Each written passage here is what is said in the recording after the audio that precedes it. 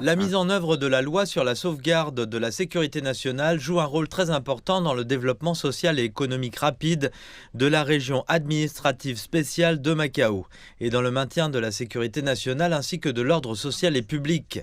Grâce à une série d'amendements législatifs ultérieurs, l'éducation sur la sécurité nationale, les efforts de sensibilisation et la menace sérieuse que représente la situation de la sécurité nationale dans le pays et à l'étranger, tous ces secteurs de la société de Macao ont connu un changement fondamental dans leur compréhension et leur reconnaissance de la sécurité nationale, principalement sous 4 aspects.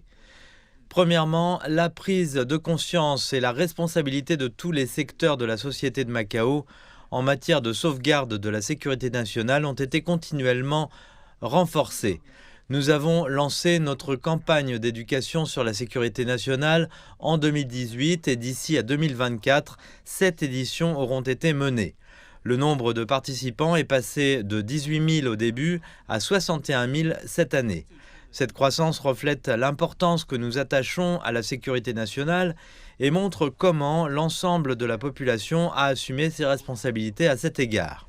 Le deuxième aspect est l'approfondissement de la compréhension des risques globaux pour la sécurité nationale auxquels le pays, y compris Macao, est confronté. En 2022, lors de la révision de la loi sur la sécurité nationale, nous avons mené une consultation publique de plus de 11 mois. J'ai personnellement participé à chaque session de consultation et répondu aux questions des citoyens. Bon nombre de préoccupations soulevées étaient étroitement liées à notre situation en matière de sécurité nationale, au niveau tant national qu'international. Le troisième point est que tous les secteurs de la société ont continuellement amélioré leur compréhension et leur reconnaissance du concept global de sécurité nationale. Tout au long du processus de révision de la loi, les membres du public ont exprimé divers points de vue et soulevé des questions, toutes liées à la perspective nationale plus large en matière de sécurité.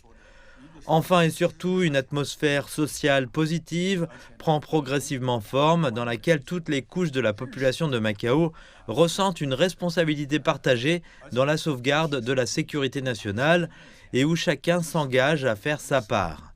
Comme je l'ai mentionné précédemment, il existe une prise de conscience accrue. De nombreux principes ancrés dans le patriotisme font l'objet d'un consensus solide dans notre société.